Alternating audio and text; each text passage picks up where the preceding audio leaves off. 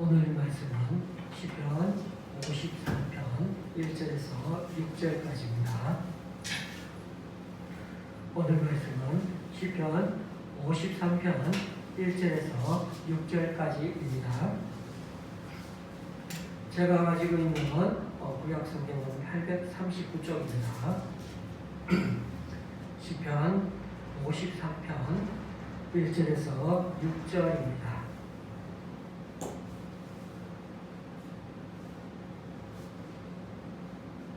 교독하시도록 하겠습니다.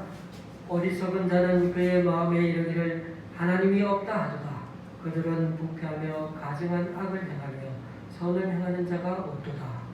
하나님이 하늘에서 인생을 보고 살피사 지각이 있는 자와 하나님을 찾는 자가 있는가 보려 하신즉 각기 물려가 함께 들어온 자가 되고 선을 행하는 자 없으니 한 사람도 없도다.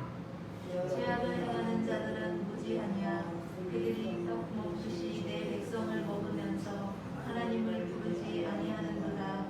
그들이 두려움이 없는 곳에서 크게 두려워하였으니 너를 대하여 진친 그들의 뼈를 하나님이 어떠심이라 하나님이 그들을 버리셨으므로 네가 그들에게 수치를 당하게 하였도다. 시온에서 이스라엘을 구원하여 줄 자 누구인가. 하나님이 자기 백성의 포로된 것을 돌이키실 때에 야곱이 즐거워하며 이스라엘이 기뻐하리로다. 아멘.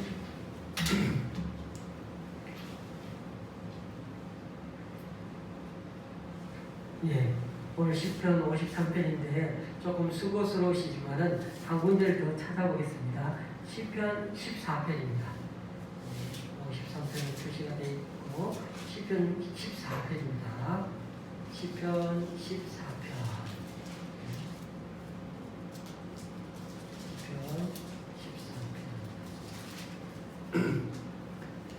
시편 14편. 예, 우리 한 목소리로 한번 읽어보겠습니다. 어리석은 자는 그의 마음에 이르기를 하나님이 없다 하는도다. 그들은 부패하고 그 행실이 가증하니 선을 행하는 자가 없도다.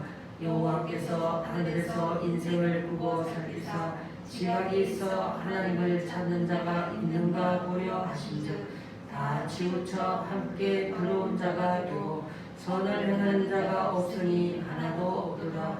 죄악을 행하는 자는 다 무지하냐. 그들이 떡 먹듯이 내 백성을 먹으면서 여호와를 부르지 아니하는도다. 그러나 거기서 그들은 두려워하였으니 하나님이 의인의 세대에 계시리로다. 너희가 가난한 자의 계획을 부끄럽게 하나 오직 여호와는 그의 피난처가 되시도다. 이스라엘의 구원이 시온에서 나오기를 원하도다.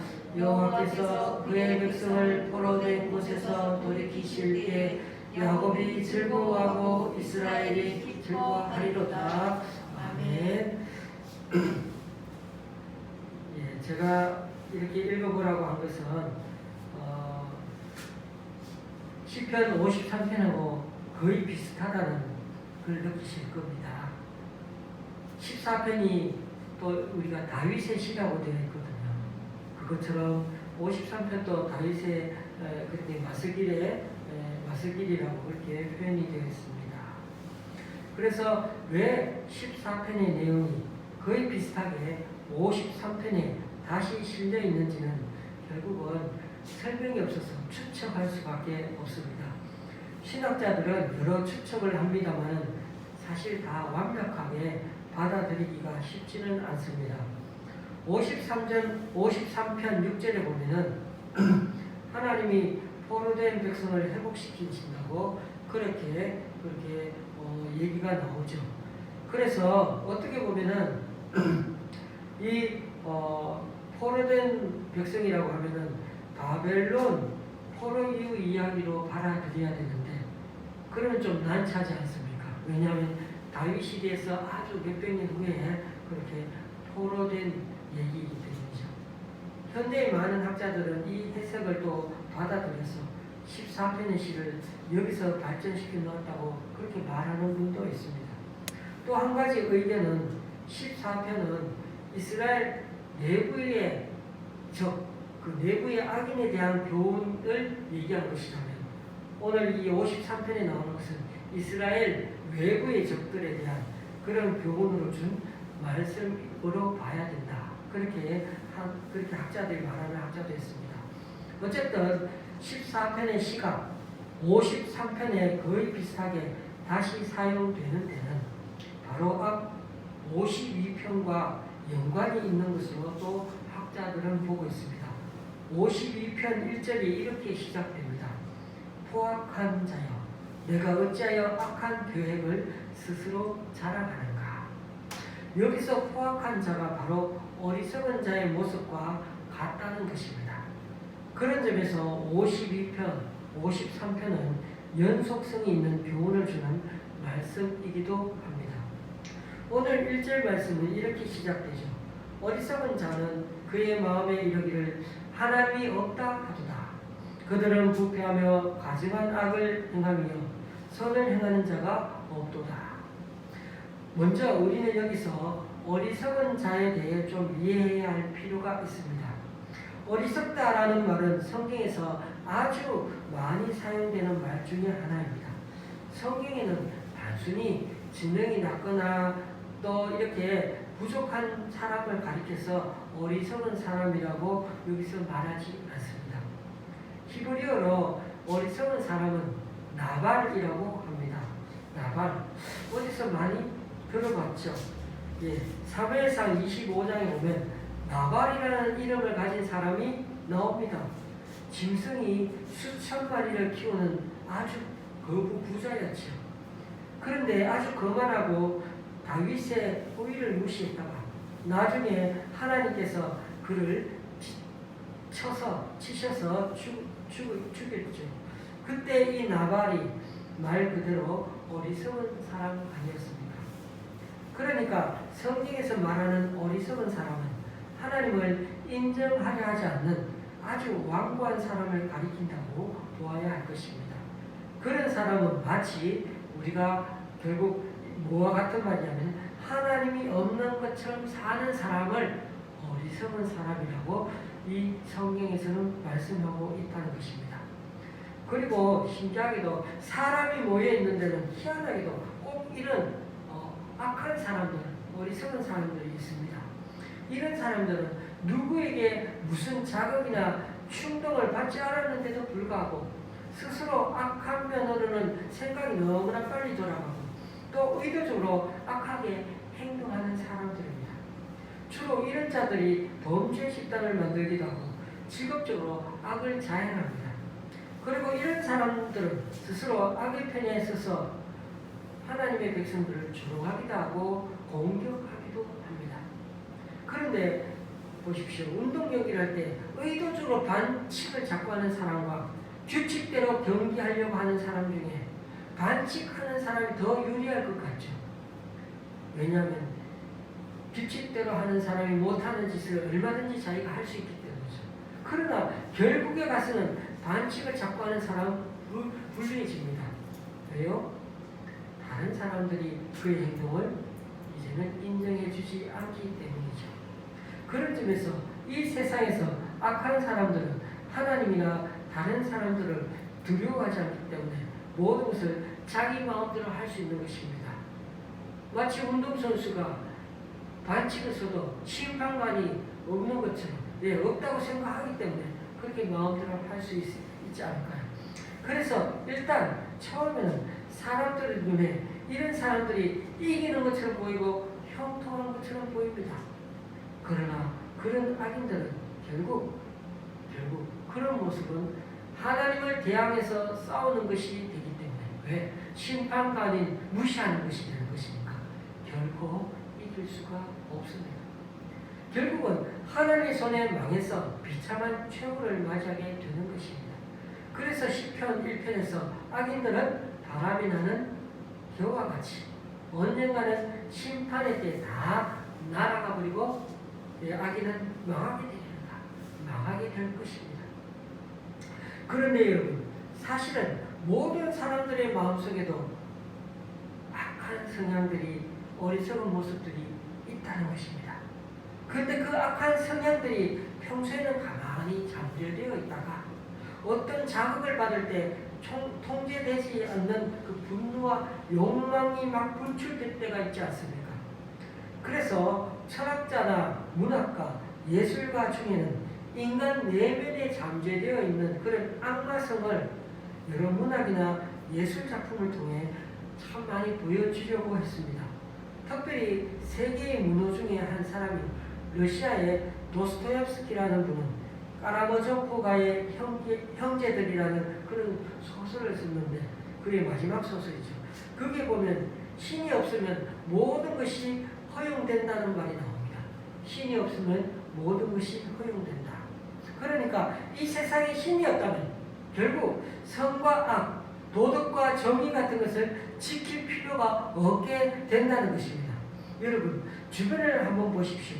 하나님을 안 믿는 무신론자들이라고 해서 다 제멋대로 살지는 않죠. 어떤 사람들은 교회 다니는 우리 기독교인들보다 훨씬 더 도덕적이고 긍정적이고 남을 잘 도와주는 이타적인 사람들이 참 많습니다. 그러나 러시아 대문호 도스토옙스키는 인간성의 저 밑바닥까지 보았기 때문에 이런 말을 할 수가 있는 것입니다. 사람이라면 누구나 그 속에 있는 악마성을 누구보다도 깊이 보았기 때문에 하나님 없는 세상을 참으로 두렵게 보았던 자가 바로 도스토옙스키였습니다. 여러분 멀리 생각할 필요가 없이 성경의 한 장면을 한번 생각해 보십시오. 사사기 17장에서 21장까지 이 5장에 나오는 사사기 뒷부분 5장에 걸쳐 일어나는 일들이 완전 어떻습니까? 개판이었습니다. 미가라는 떠돌이 사람을 단지 레위인이라는 것 때문에 자기 개인 제사장으로 삼고는 그리고는 하나님이 복 주실 거라고 믿는 게 완전히 기복신앙, 미신적인 신앙이었죠. 그러면 하나님 복 줄 거라고 제사장을 통해서. 그래서 17장 6절에 그때 왕이 없어서 자기들 보기 좋게 멋대로 행동했다고 말씀하고 있습니다. 18장에서는 단 지파가 하나님이 주신 기업을 떠나 자기들 멋대로 몰려다녀서 북쪽 땅에다가 다 땅을 다시 차지하지요. 예, 하나님 기업은 저 남쪽에 있는데 북쪽으로 막 옮기는 거죠. 거기다 우상까지 들고 다니면서 하나님을 잘 믿는 것처럼 그렇게 착각하기까지 하지 않습니다. 19장 20장에는 레위 사람이 첩을 두었는데 그 첩이 바람을 피웠다가 친정집에 가 있었습니다. 그 레위 사람이 첩을 데리고 오다가 베냐민 마을을 지나다가 그 동네 사람에게 첩이 윤관당하고 죽임을 당했죠. 그러자 이 남자가 자기 집에 가서 그 첩의 시체를 12동 내서는 이스라엘 각 지파에다 돌리고는 베냐민 지파를 징벌해야 한다고 했습니다. 그런데 이 말을 들은 이스라엘 지파 사람들은 잘 판단을 못하고는 너무나 쉽게 동족 간에 전쟁을 하고 맙니다. 모든 지파가 힘을 합쳐 베냐민 한 지파와 전쟁하게 되었죠. 그것도 우스운 것은 처음에는 그 많은 숫자가 연합군이 지다가 나중에 가서야 이기지 않습니까? 그리고 또 베냐민 지파 사람들을 너무 많이 죽였으면 또 후회하죠. 600명밖에 안 남았다. 이제 지파가 이제 그렇게 끊어지게 됐다. 그렇죠? 지파 하나가 사라지고 없어질 것 같으니까 전쟁 때 참여하는 지역 사람들을 그렇죠? 그 사람들 다 또 다시 죽여버리고 처녀 400명 빼고는 다 죽여버리고 이 처녀들을 베냐민 남은 사람들에게 아내를 주니까 또 모자라니까 또 다른 방법을 사용하고 진짜 아주 말도 안 되는 짓들을 저질렀습니다. 결국 그 행실이 바르지 못한 한 레위인 때문에 이 나라가 온통 개판 5분 전이 되어버린 겁니다. 이 모든 게 다 이스라엘의 왕이 없어서 하나님이 안 계시니까 사람이 각기 자기네 소견에 옳은 대로 행하였다는 것입니다. 쉽게 말해 하나님이 안 계시니까 이렇게 하나님 믿는다고 자부하는 사람들조차도 자기 멋대로 살아가고 있다는 것입니다. 그런 점에서 하나님을 안 믿는 사람들은 당연히 어리석은 사람들이지만 성경에서는 이렇게 하나님 뜻대로 산다고 자부하는 사람들조차도 어리석은 사람들이라는 것입니다.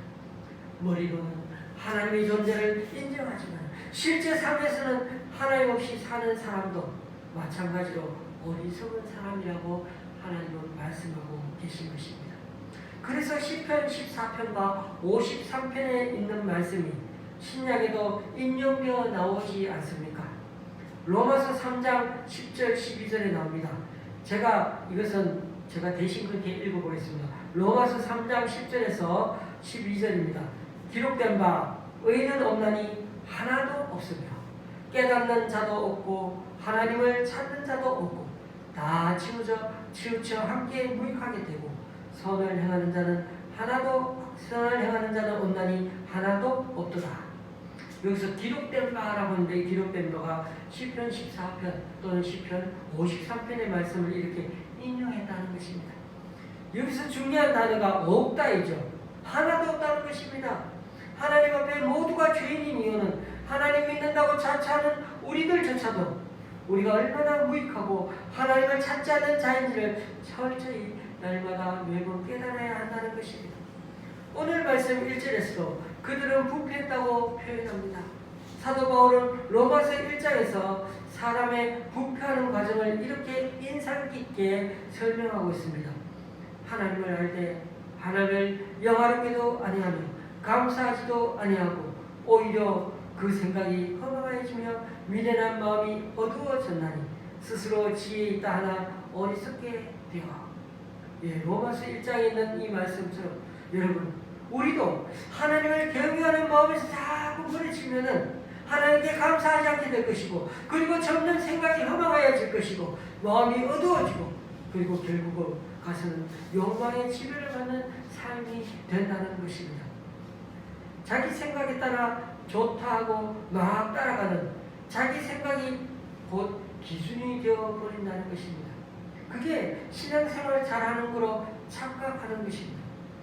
그렇게 생각하는 걸 자꾸 즐기기 시작하면 그게 곧 타락입니다. 그게 사사기 시대의 마지막 취약한 모습이 오늘날 이 시대 그리스도인들의 벌거벗은 민낯인 것입니다. 목사라고 하는 사람이 참 부끄러운 짓을 저지르고 교회 중직자들이라고 하면서도 정치가들이 또 학자들 공무원들이 얼마나 하나님 없는 것처럼 사사기 말기 시대에 못지않게 자기 소견에 옳은 대로 행하며 살지 않습니까? 지금 우리도 결국은 장담할 수 없다는 것입니다. 성경 말고 당시 금동 문화인 바벨론 신화에서는 신들이 인간을 창조한 것은 인간을 부려먹기 위해서 그렇게 신들이 인간을 만들었다 그렇게 설명합니다. 하지만 성경은 하나님께서 인간을 당신의 형상을 따라 창조하셨다고 말합니다. 인간은 신의 노예로 창조된 것이 아니라 오히려 신적 기쁨에 동참하도록 하시기 위해서 인간을 지으셨다고 합니다. 그러니까 하나님과 함께 기뻐하고 함께 즐거워하고 함께 살아가는 것을 하나님께서 원하시고 그렇게 인간을 만드셨다는 것입니다. 그것이 하나님의 진정한 인간을 만든 이유라고 하십니다. 그렇습니다. 인간이 가장 행복할 때는 하나님의 형상대로 지원받은 대로 살아갈 때입니다. 인간은 예외 없이 모두 하나님의 형상을 지원받았기에 그 영혼 깊은 곳에 자기 자신을 만드신 그 하나님을 갈망하는 찾으려고 하는 갈망이 다 어떻게 우리 마음속에 몸속에 다 프로그램화 되어 있다는 것입니다. 그게 우리가 전도서에서 말하는 그게 성경에서 말하는 영혼을 사모하는 마음입니다. 영혼을 사모하는 마음. 그게 영혼을 사모하는 마음. 그래서 우리가 정말 우리 누구에게나 영혼을 사모하는 마음이 있다는 것입니다. 그래서 하나님을 찾으려는 갈망 그 마음이 믿는 사람이든 믿지 않는 사람들이 있기 때문에 우리는 하나님을 부인할 수가 없는 것입니다. 특별히 질병이나 위기를 맞아서 자신의 한계점을 의식할 때가 있습니다. 또 죽음을 의식하고 죽음 너머에 대한 두려움을 직시할 때 사람들은 모두 하나님을 대면합니다. 그러니까 우리의 영혼도 때로 불안함을 느끼는데 그때가 바로 중요합니다. 평생 하나님과 상관없이 아니 대놓고 거역하면서 살아왔더라도 그 순간 바로 하나님을 향해서 나에게 하나님이 필요합니다. 하나님 도와주세요 라고 말하는 사람은 오늘 2절에 있는 것처럼 지각이 있는 사람이 되는 것입니다. 그러나 그러한 순간조차도 하나님 없다면 끝까지 억지를 부리는 사람은 결국 어리석은 자가 되는 것입니다. 세상 그 어느 누구도 하나님을 알만한 게 없었다고 이제는 우리는 변명을 못하는 것입니다. 원래가 하나님이 창조하신 이 세상을 잘 돌보고 가꾸면서 생명을 풍요롭게 하는 데 쓰임받는 것으로 사는 것이 바로 우리 인간의 원래 소명인데 오늘 시편의 시인은 하나님께서 그러한 사람을 찾으시려고 어떻게 하늘에서 세상을 이렇게 굽어보면서 그게 지혜로운 사람이 있는지를 이렇게 하나님께서 그러면 하나님을 찾는 사람이 있는지를 살펴보고 계신답니다. 그런데 그 결과가 선을 행하는 자 없으니 한 사람도 없다는 것입니다. 모두가 다 다른 길로 빗나가서 하나같이 썩었다는 것입니다. 너무나 무서운 선고입니다. 여러분, 이런 썩은 마음으로는 하나님이 기뻐하신 일을 할 수 없습니다. 그래서 여기서도 보니까 어딜 뭐라고 없다라는 단어가 나오지 않습니까? 1절에서 어리석은 사람이 하나님이 없다라고 속으로 말했는데 3절에서는 어떻게 하나님께서 착한 일 하는 사람이 하나도 없다라고 탄식하고 계십니다. 한쪽에는 어리석은 사람이 하나님 없다 이렇게 얘기하는데 한쪽에 하나님은 착한 일 하는 사람이 하나도 없다. 너무나 이렇게 엇갈려 있는 모습이 현재 우리 인간들의 비극이 아닐 수 없습니다. 수많은 사람들이 여전히 하나님이 없다 하면서 자기 인생 기준대로 여전히 살아가고 있다는 것입니다. 오늘 시인은 그래서 묻습니다. 4절 말씀, 죄악을 행하는 자는 다 무지한 자냐? 어떻게 사는 게 인간다운 삶인지 모르는 게 바로 죄의 상태입니다. 인간의 인간됨은 바로 지금 여기서 요청받은 것에 대해서 우리가 늘 응답하며 살아야 하는 존재, 그것이 바로 우리의 인간다운 모습인 것입니다. 그런데 우리는 하나님 뜻이 무엇인지도 모르고 라고 얘기하지만 제가 말씀드렸죠. 무엇인지 모르는 게 아니라 알면서도 욕심에 이끌려 짐짓 모르는 채 하며 살 뿐입니다. 그것이 바로 인간의 타락한 모습이라는 것입니다. 죄악을 행하는 이들은 하나님 백성을 어떻게 밥 먹듯이 먹어치운다고 그러죠. 약자를 짓밟고 멸시하고 착취하는 것이 너무나 쉽게 자기들은 자기 마음대로 그렇게 하고 있습니다. 그리고 그들은 궁극적으로 하나님을 두려워하지 않습니다. 하지만 하나님은 결코 인간에게 기만당하시는 분이 아닙니다. 만을 여길 뿐이 아닙니다. 때가 이르면 하나님은 악한 이들에게 맞는 그 보응을 반드시 내리실 것입니다. 그 두려운 날을 오늘 시인은 이렇게 말씀하고 있습니다. 5절, 그들이 두려움이 없는 곳에서 크게 두려워하였으니 너를 대항하여 진친 그들의 뼈를 하나님이 흩으시니라. 하나님이 그들을 버리셨으므로 네가 그들에게 수치를 당하게 하였도다. 여기서 뼈를 흩으셨다는 구절이 참 두렵게 다가옵니다. 믿었던 기본 터전까지 다 무너진 것을 의미하는 말입니다. 그들이 든든하다고 여겼던 모든 것들이 속절없이 무너져서 내릴 때 사람은 비로소 자기가 한낱 인간에 불과하다는 사실을 자각하게 됩니다. 여러분, 이 세상에서 누리는 돈, 명예, 권세, 인기 같은 것은 진짜 거품과 같아서 언젠가는 다 꺼지게 마련입니다. 하나님이 싹 걷어가시면 그만입니다. 그렇게 인기가 많던 연예인들이 너무 엄하고 공허하고 상실감이 찾아오니까 우울증에 빠지고 그래서 심지어 더 이상 감당하지 못해서 결국 자기 생을 끊어버린 경우 지난 한 해에도 얼마나 그런 연예인들이 많았는지 모릅니다. 뼈를 흩으신다는 말 또한 이런 뜻이 아닐까요? 하나님이 가장 중요하게 생각하는 그것조차 순식간에 무너뜨려 버린다는 것입니다. 그러나 하나님을 의지하고 사는 사람들, 하나님의 도우심 없이는 살아갈 수 없기에 하나님께 부르짖는 사람들은 구원을 얻을 것이라고 말씀합니다. 6절 말씀, 시온에서 이스라엘을 구원하여 줄 자 누구인가? 하나님이 자기 백성의 포로된 것을 돌이키실 때 야곱이 즐거워하며 이스라엘이 기뻐하리로다. 하나님을 찾으며 사는 사람에게는 기쁨과 즐거움이 그들의 것입니다. 하나님이 우리를 불러주신 것은 선을 행하고 착한 일을 그렇게 하면서 살아가는 것입니다. 사도 바울도 같은 말을 했죠. 우리는 그가 만드신 바라 그리스도 예수 안에서 선한 일을 위하여 지으심을 받은 자니 이 일은 하나님이 전에 예비하사 우리로 그 가운데서 행하게 하려 하심이라. 에베소서 2장 10절 말씀을 맺습니다. 우리가 사는 이 세상에는 헛똑똑이들이 많습니다. 세상에 모르는 것 하나 없는 것처럼 그렇게 살아가면서도 자기 삶이 하나님의 자비와 심판 아래 있다는 것을 여전히 모르고 있는 사람들도 많다는 것입니다. 하나님은 망가진 이 세상을 고치는 일에 우리들이 동참할 이들을 여전히 주님은 찾고 계십니다. 코로나 사태를 맞아 그 어느 때보다 벼랑 끝에 내몰린 사람들의 설당이 되어주는 사람, 하나님이 살아계시다는 사실을 자신들의 삶으로 입증해내는 사람들을 주님은 여전히 찾고 계십니다.